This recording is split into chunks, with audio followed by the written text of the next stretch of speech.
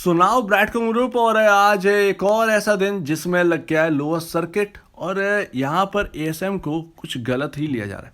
आज आपसे नस्दाक के ऊपर बात करनी थी। नस्दाक की जो इंपॉर्टेंस है वो मैं आपको समझाने वाला था कि किस तरीके से ब्रैडकॉम्वियंस के दिन बदलने वाले हैं। अगर नस्दाक में लिस्टिंग हो जाती है तो यहाँ पर बहुत सारे बेनिफिट हैं जो सिर्फ ब्रैडकॉम ग्रुप से आपको मिलने वाले हैं, बाकी किसी स्टॉक से नहीं मिलते।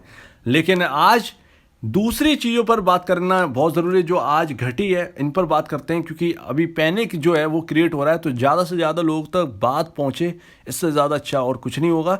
कल हम नस्दाक के ऊपर बात करें, कल फ्राइडे का दिन है, फ्राइडे के बाद हम फ्री हैं। तो बस तो देखिए आज हुई है पैनिक सेलिंग। और पैनिक सेल इसलिए कहूँगा क्योंकि यहाँ पर जो है पैनिक के किस तरीके से बना है ये आपको पता चल गया होगा। लगभग 50 लाख शेयर्स यहाँ पर लगे हुए थे, लेकिन यहाँ पर ह्यूज क्वांटिटी यहाँ पर लगने के बावजूद भी आज 30 लाख का वॉल्यूम हुआ। कभी आपने देखा होगा कि यहाँ पर 6-6 करोड़ का वॉल्यूम हो गया, लेकिन आज 30 लाख का ही वॉल्यूम हमको देखने को मिला है। अब यहाँ पर एएसएम का बेनिफिट मैंने आपको बताया था कि सर्विलांस में डलने से एक्सचेंजेस की नज़र में रहेगा कौन सा अकाउंट कितना बेच रहा है। अब देखिए छोटी क्वांटिटी बेचेगा इतना असर नहीं पड़ेगा। जब कोई अकाउंट बड़ी बड़ी क्वांटिटी बेचेगा, बड़ी बड़ी क्वांटिटी बेचेगा तो उस पर नज़र आएगी।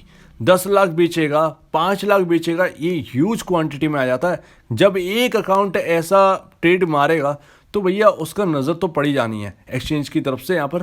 और यहाँ पर अगर वो धीरे धीरे करके भी बेचेगा ना, तो एक ही अकाउंट अगर बार बार इतना ज़्यादा सेल करेगा तो भी नज़र आ जाना है।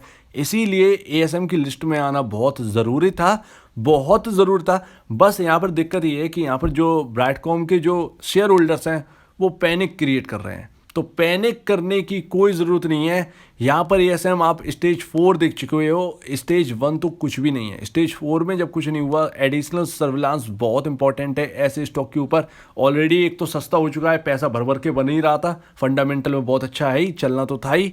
तो यहाँ पर जो है पोजीशन पर पोजीशन बनाए जा रहे थे कुछ फंड वाले, और जिसकी वजह से यहाँ पर हैवी वॉल्यूम क्रिएट होता था और अगले दिन वो बेच के निकल जाते और 2-3 दिन बाद लगता था लोअर सर्किट। तो अभी जो है एक्सचेंजेस को अपना काम करने दीजिए और थोड़ा सा पेशेंस रखिए, आपके स्टॉक की टेस्टिंग चल रही है। और आज अच्छी बात ये हुई है कि 100% डिलीवरी क्वांटिटी देखने को मिली है। अब आप सोचेंगे कि इतना ह्यूज डिलीवरी क्वांटिटी हो जाती है फिर भी ये यार 50 लाख शेयर्स यहाँ पर लगे हुए हैं, जब सारे का सारा माल एब्जॉर्ब हो ही रहा है तो ये कहाँ से आ गए। तो मैं आपको बताता हूँ, ये जितने ही नंबर ऑफ क्वांटिटी लगी होगी ना, जितनी भी, चाहे आप 50 लाख ले लो, 60 लाख ले लो, उसमें बायर जो है वो थोड़े थोड़े करके आएंगे। लोअर सर्किट पर थोड़े थोड़े करके बायर आते हैं और ये रिटेल इन्वेस्टर हैं जो ये खरीद के रखे हैं माल। ये है असली रिटेल, जी हाँ यही है असली रिटेल। और रिटेल इन्वेस्टर थोड़ा थोड़ा करके यहाँ पर माल खरीदते हैं। तो यहाँ पर लगे होते 100 लोग, उसमें से ऑर्डर किसी का यहाँ पर कंफर्म होता है, एक लोगों का 100 में, तो 99 लोग उसी सर्किट पर लगे रहते हैं। तो ये मैं कहना चाहता हूँ कि यहाँ पर ह्यूज क्वांटिटी लगी हुई है, उसमें मात्र खरीदने वाले आए 30 लाख शेयर्स के लिए। यहाँ पर जो लोग हैं वो आगे बढ़े तो 30 लाख शेयर्स ही हो पाए, बाकी जो बचे वो लोअर सर्किट पर ही लगे और वो क्वांटिटी यहाँ पर आपको देखने को मिल जाएगी। तो उम्मीद है आप समझ गए होंगे कि लोअर सर्किट पर इतनी क्वांटिटी क्यों दिख रही है। इनके ऑर्डर जो हैं वो एग्जीक्यूट नहीं हो रहे हैं, जितने होने थे वो यहाँ पर आपको देखने को मिल रहे हैं। 30 लाख शेयर्स में काम हुआ और खरीदे गए हैं। अब देखिए यहाँ पर हम आते हैं वापस, मूड बिगाड़ने वाला काम आ गया। जैसा कि मैंने आपको 2 दिन पहले आपको जैक्सन होल इवेंट के बारे में समझाया था, और जहाँ तक है आपने उसको समझा होगा कुछ लोगों ने, लेकिन बहुत से लोगों ने मना कर दिया होगा उस चीज़ को समझने का।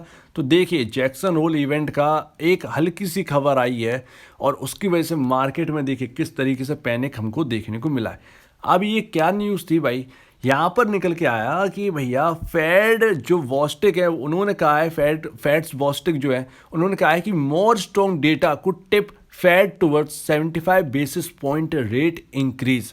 अब यहाँ पर पहली बात तो अमेरिका में ये बात कह दी गई थी कि अगर 75 बेसिस पॉइंट और बढ़ा तो यहाँ पर मार्केट में बहुत ज़्यादा प्रॉब्लम आ जाएगी, और वही यहाँ पर न्यूज़ आती हुई देखने को मिली।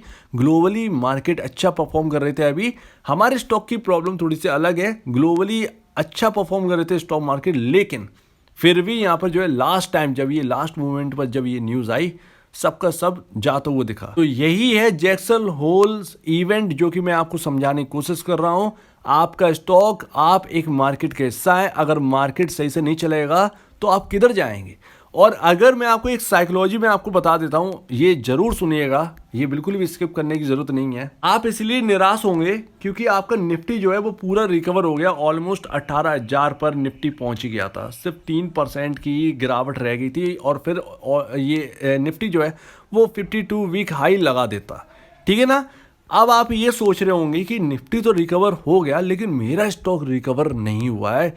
तो मैं आपको बता दूं यहाँ पर हकीकत क्या है। हकीकत ये है कि अगर आप आईटी में अगर आप कोई भी स्टॉक पकड़ के देखोगे तो आपको पता चलेगा कि वो बढ़े नहीं है, जबकि निफ्टी के अंदर इतना आईटी सेक्टर के स्टॉक्स इसके अंदर आते हैं, जबकि वो चले नहीं है। तो आपका निफ्टी कहाँ से पूरा रिकवर होने पे आ गया भाई। तो ये चीज़ ना समझने वाली बात है, कौन सा ऐसा स्टॉक है जो डबल हो गया जिसकी वजह से निफ्टी में इतना भयंकर तेजी हमको देखने को मिली। ये सारी चीज़ें समझने की जरूरत है। आपका आईटी में सबसे ज्यादा वेटेज कौन रखता है? टीसीएस, इन्फोसिस। आपकी निफ्टी में कौन वेटेज रखता है? टीसीएस, इन्फोसिस, आपका एचडीएफसी, आपका रिलायंस। जब इनमें ही तेजी नहीं हो रही है तो आप में काय बात की तेजी है? तो ये इंडेक्स को ना सिर्फ पोजीशन बनाकर खींचा जा रहा है, ना कि आपके स्टॉक चल रहे हैं। और स्टॉक निफ्टी 50 से बाहर अगर आप देखोगे तो वो भी बढ़ते हुए नजर नहीं आ रहे हैं। और प्लस इसके साथ साथ अगर आप ब्राइटकॉम ग्रुप से एग्जिट करने की सोच रहे हैं और एग्जिट करते हैं और सोच रहे हैं कि दूसरी जगह पैसा लगा दूंगा, तो वहां पर भी पैसा नहीं बनेगा, क्योंकि मार्केट में किधर भी पैसा नहीं बन रहा है। मार्केट एकदम स्टेबल नहीं है। स्टेबिलिटी मार्केट हम पहले था, अभी हमारा स्टॉक मार्केट जो है वो स्टेबल बिल्कुल भी नहीं है। यहाँ पर न्यूज़ बेस्ड बहुत ज़्यादा एक कहें फ्लोज आ जाते हैं, जिसकी वजह से स्टॉक मार्केट उससे प्रभावित होता है। तो स्टेबिलिटी तो बिल्कुल भी नहीं है। ऊपर से हमारा इकोनॉमिक सिनेरियो जो चल रहा है वो बहुत ख़राब है। आपके इवेंट सामने, अब इवेंट में कुछ गलत बोल दिया तो और दिक्कत ही दिक्कत, और यहाँ से और दिक्कत पैदा होने वाली है अगर इवेंट में कुछ खराब कह दिया। और ऐसे में अगर मार्केट टूटता है, मार्केट खराब होगा, तो यहाँ पर स्टॉक भी ढह जाएंगे और उसके साथ साथ यहाँ पर कोई भी रिकवरी हमको देखने को नहीं मिलेगी। अगर मार्केट में कोई रिकवरी हमको देखने को नहीं मिलती है तो इसीलिए मैं आपसे जैक्सन होल इवेंट पर फोकस करने के लिए कह रहा था।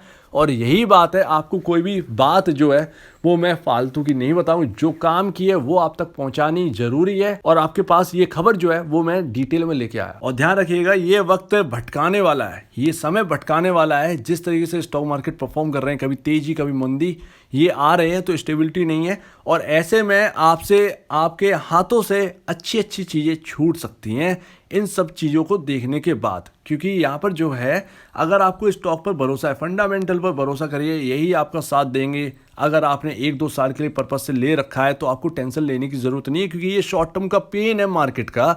उसके बाद अच्छे मार्केट में कितना स्टॉक गिर लेगा, उसमें खरीदारी आ ही जाती। ऊपर से फंडामेंटल में कोई कमी है नहीं, बस स्टॉक का प्राइस जो है वो छोटे होने की वजह से और यहाँ पर डिमांड ज़्यादा होने की वजह से यहाँ पर कुछ फंड है जो कि इसका बेनिफिट उठा लेते हैं। बाकी जिस तरीके से इसका मार्केट कैप बड़ा हो जाएगा, उसके बाद ये जो फंड जो ना भटका देते हैं, इनका आना कम हो जाएगा, क्योंकि उस वक्त पैसे की बहुत ज़्यादा ज़रूरत हुआ करेगी।